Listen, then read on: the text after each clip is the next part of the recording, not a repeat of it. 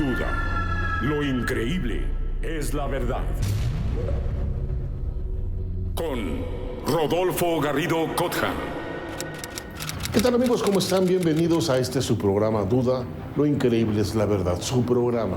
Gran familia mexicana, recibe usted un abrazo, un cordial saludo de parte de toda la producción y de todos los compañeros de este súper canal que es A Más. Le tenemos un programa muy interesante, ya que vamos a entregarles unas primicias, porque no se han presentado en televisión. Usted me lo ha pedido. Me ha pedido que hablemos sobre el origen de la humanidad. Hablar sobre el origen de la humanidad no es fácil. Tenemos una historia que nos ampara y tenemos que seguir casi al pie de la regla. Sin embargo, hay historias grabadas, sobre todo en Sumeria, que hablan de historias o de otras historias antes de nuestra historia. Duda, lo increíble, la verdad, ya ha presentado algunos temas de estos. Pero hablar sobre el origen de la humanidad, que está asociado a civilizaciones que emergieron del mar o posiblemente que vienen de otro mundo, es tema de duda. Y es muy importante tocarlo. Tenemos información muy valiosa al respecto y déjame decirle que prepárese bien en este tema, porque le voy a dar al detalle nombres exactos, lugares exactos. Esto es, no variamos incluso los nombres en detalle para que usted tenga aquí en televisión y si usted lo está grabando, la información correcta. Así es que, si me permite, iniciamos.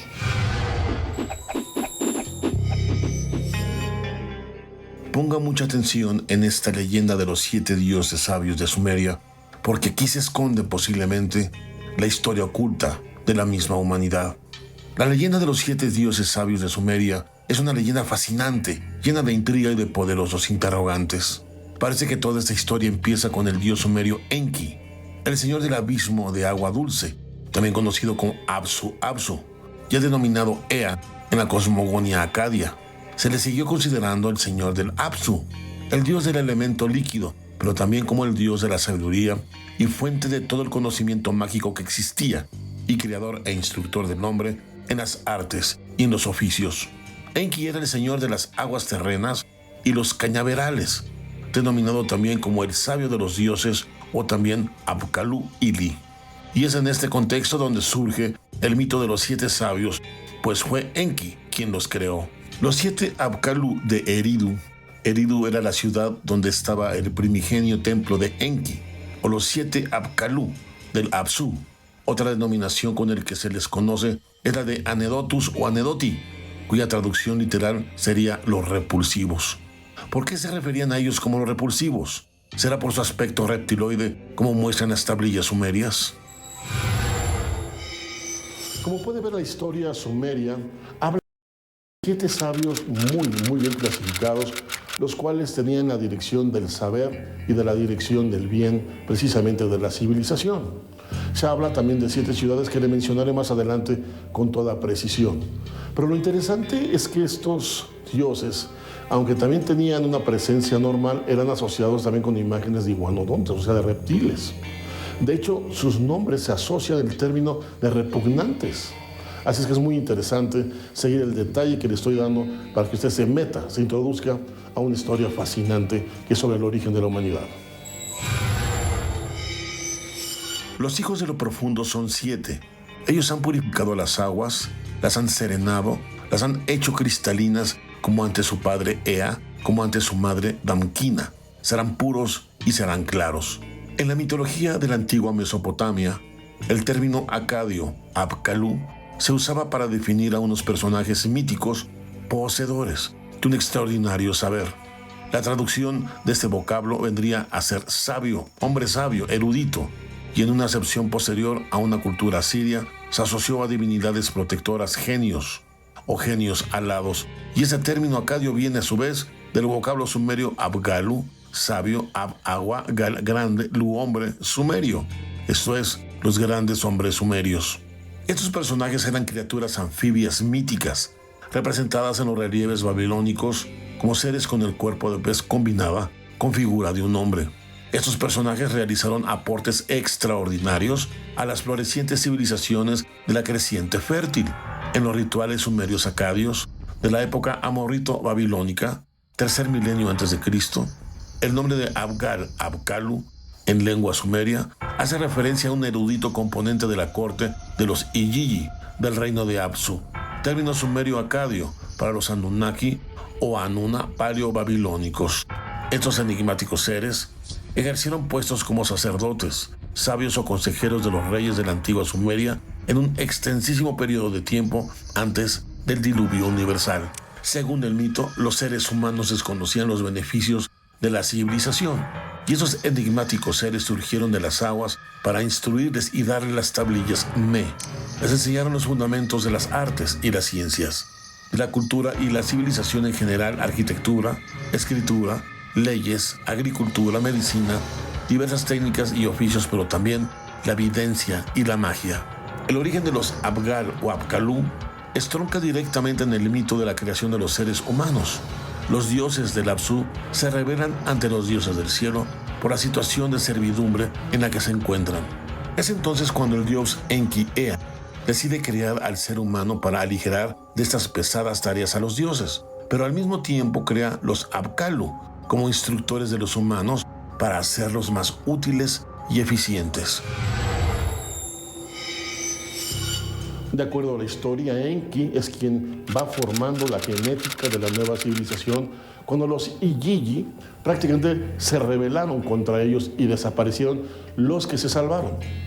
Los demás fueron muertos. Así es que era necesario para los trabajos de los Anunnaki tener otra raza que se sometiera a los trabajos duros. Enki entonces hace modificaciones precisamente del Homo erectus en aquel entonces, y parece ser que el resultado fue el Homo sapiens, pero también desarrolló otro personaje a la vez para que dirigiera al hombre, lo cuidara y también de alguna forma lo orientara. Sigamos adelante con la investigación. No solamente las tradiciones asocian a los Apkallu con Enki, sino también con el héroe Gilgamesh, conocido como el conocedor de todas las cosas, Osa Nagba Imiru, y que asumió también este papel de Abgal en la época anterior al diluvio universal, apareciendo en un sello en forma de cilindro como el maestro de los Apkallu. Con el curso de los acontecimientos, los 7 Apkallu comenzaron a ser asociados como los referentes de la fundación de las 7 ciudades sumerias más antiguas, que eran Eridu, Ur, Nippur, Kulab, Kish, Lasgash y Surupak. En la épica de los Gilgamesh, los Apkallu son llamados los consejeros o Muntalki. En los textos épicos se dice que terminaba su instrucción retornando al Apsu, al reino de las aguas profundas, y nunca más fueron vistos. La primera mención hacia estos seres la hace Marduk en el poema épico de Erra, cuando pregunta ¿dónde están los 7 sabios del Apsu? Los poetas Paradu, quienes, al igual que el señor Ea, han sido dotados de la sabiduría suprema.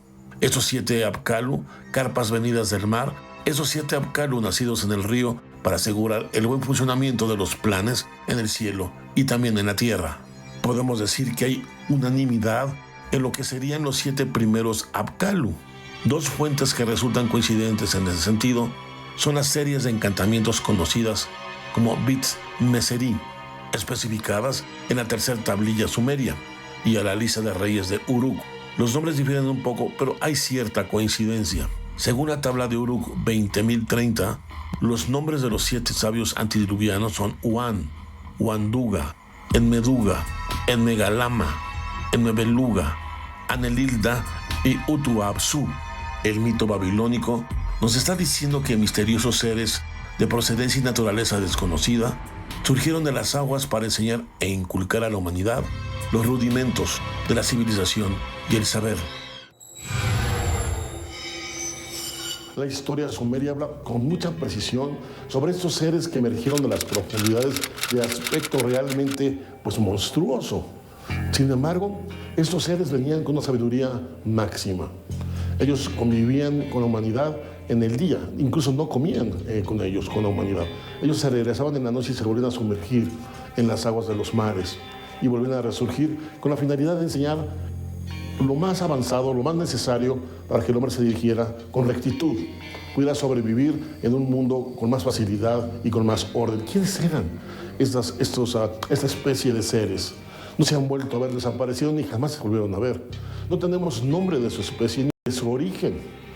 Lo único que sabemos es que vinieron de las profundidades del mar y regresaron nuevamente a esas profundidades para ya no volver. Sigamos adelante con la investigación. Es fascinante. Se está apuntando a seres más evolucionados, de procedencia en definitiva no humana, en el sentido convencional que nos identifica. ¿Qué tipo de procedencia? ¿De fuera del planeta Tierra? ¿Seres milenarios procedentes del fondo de los océanos? ¿Se está aludiendo quizá a una civilización que viviera en el interior de los mares más avanzada y que fue la causa del desarrollo intelectual de nuestra humanidad? Si es así, ¿qué pasó acaso? ¿Se destruyó y desapareció?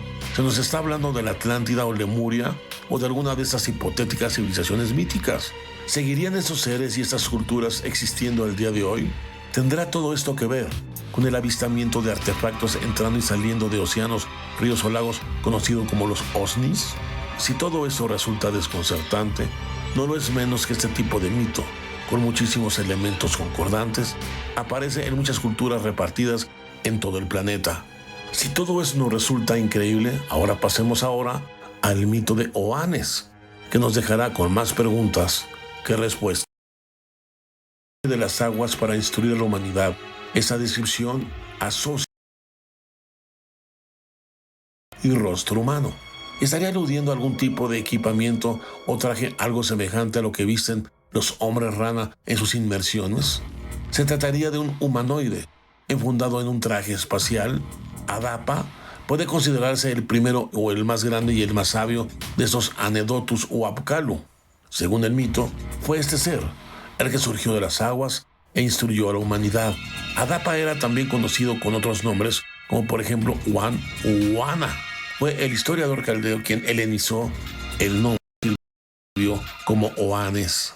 Uan o Uana era el nombre que usaba Adapa, según los textos de la biblioteca de Asurbanipal. Mientras algunos especulan con una posible derivación del nombre del dios Ea, otros señalan que la semejanza entre Uana y el vocablo acadio humano, que significa artesano, aunque parece un simple juego de palabras, tiene cierta asociación. Otras fuentes lo identifican con Alulim I de Eridu, primer rey de la historia sumeria, personaje mítico que gobernó durante 28.800 años, según la lista real, y quien vivió en el año 2900 a.C., aproximadamente, poseedor del título de Apkallu, o bien asociado a estos seres. Le aclaro que las narrativas no son ficción. Estas están prácticamente plasmadas en roca en Sumeria, en el Museo de Sumeria. Todas están y se conservan actualmente. Y estas hablan de esta historia antes de nuestra historia. Pero también hablan de interesantes sobre sus gobernantes, de su, créame, excesiva longevidad en su vida. Se habla de miles de años. De hecho, se narra que la influencia original de los Anunnaki tiene por lo menos 430,000 años antes de Jesucristo. ¿Se imagina? Realmente tenemos una historia perdida que no sabemos dónde quedó. ¿Por qué?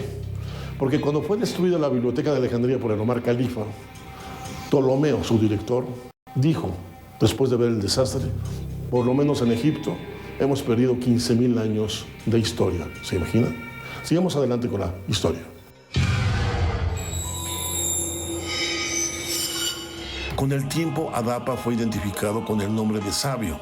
Hay que señalar que algunas divinidades y reyes tomaron esa denominación de Apkallus y la exhibieron orgullosamente, aduciendo que era gracias a Adapa que habían alcanzado los secretos de la escritura, el conocimiento o la magia. Beroso, cuyo nombre es una derivación griega del nombre Bel-Re-Usu, que significa el Señor es mi pastor, fue un historiador, escritor, astrónomo y sacerdote del templo de Bel-Marduk y desarrolló su actividad en el siglo III a.C. Fue Satamu, jefe de la organización del templo de Bel, entre el año 258 a.C.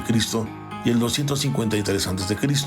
Eso le dio acceso a los archivos de Sagila en dicho templo y a textos cuneiformes, como las crónicas babilónicas. Escribió 3 libros llamados La Historia de Babilonia y, según sus propias palabras, da a conocer algo extraordinario. Escuche usted. Muchos libros que se habían preservado con gran cuidado en Babilonia y que trataban de un periodo de más de 150,000 años de historia. Estos libros incluyeron cuentas de 10 reyes legendarios antes del diluvio en el año 2348 a.C. Con extensiones absolutamente exageradas de los reinados, es ni más ni menos que la famosa lista de reyes que Beroso, de la cual mucho se ha escrito y se ha debatido. Famosa por esa extraordinaria e increíble duración de los reinados de dichos monarcas antes del diluvio universal, los reinados están medidos en periodos de 3.600 años o también conocidos como zars. Esta historia que le estoy platicando, que le estoy narrando, está escrita precisamente en escritura cuneiforme en sumerio. Pero claro que hay testigos del momento que narraron todos esos eventos, pero no son los únicos. También hay testigos, por ejemplo, el discípulo de Aristóteles, pues es uno de ellos, que precisamente también nos narra toda su experiencia. Pero aún más cerca aún tenemos comentarios muy favorables de esta historia. ¿Sabe usted de quién? De Carl Sagan. Carl Sagan también menciona esa odisea que se vivió en Sumeria. Creo que es muy importante tomarla muy en serio y creo y además considero que nuestra especie, toda la humanidad, sí guarda un misterio en su origen. Tenemos un brinco en la evolución de la inteligencia humana. Esto es, no venimos evolucionando igual que las demás especies, de repente brincamos. Necesariamente debe haber una explicación y esa explicación puede estar muy bien encerrada en esta historia que nos narran los sumerios. Es posible que los Enquis no sean padres de una humanidad totalmente, pero sí padres de la inteligencia humana y de su evolución y de una genética más evolucionada. Sigamos adelante. Otros historiadores respaldaron la validez de los testimonios recogidos por Beroso, entre ellos Alejandro Pulihistor, erudito, que al respecto escribió: en el segundo libro estaba la historia de los 10 reyes de los caldeos y los periodos de cada reinado, que sumaban en total 120 zars, es decir, 430 años para llegar a la época del diluvio. Otro historiador que le menciona es, por ejemplo, Avideno, discípulo de Aristóteles. Esas crónicas escritas en griego o babilónica recogen también la aparición de Oannes entre los humanos. En aquellos tiempos, él decía, había en Babilonia una gran cantidad de personas de distintas naciones que habitaban Caldea y vivían sin orden ni concierto, como las bestias del campo. En el primer año de la parte del Golfo Pérsico que bordea Babilonia, apareció un animal dotado de razón llamado Oannes. Su cuerpo era como el de un pez, tenía una cabeza humana y arriba otra de pez. Y asimismo, más allá de la cola de pez, se extendían sus pies humanos, también su voz era humana. La bestia pasaba el día entero con los humanos, pero no ingería comida alguna. Les brindó a los hombres el conocimiento de las letras y las ciencias y técnicas de todo tipo. También les enseñó cómo fundar ciudades, establecer templos, legislar leyes y medir la tierra. Asimismo les reveló la siembra y la cosecha de frutas y en suma les reveló todo lo que involucraba la vida civilizada. En aquel entonces, tan universales fueron sus enseñanzas que nada se ha necesitado añadirles para mejorarlas. Cuando el sol se ponía, la bestia volvía al mar para pasar las noches en las profundidades, dado que era un ser anfibio. Pero con el tiempo, otras bestias aparecieron, otros seres le siguieron. Efectivamente, otros seres anfibios fueron apareciendo. Es posible que cada uno de ellos estuviera asociado con un rey, pero así como tenemos 10 reyes antediluvianos, no ha trascendido el nombre de todos estos anedotis. Otras líneas de investigación sí recalcan que estos 7 Apkallu nombrados antes estaban asociados cada uno a un monarca distinto.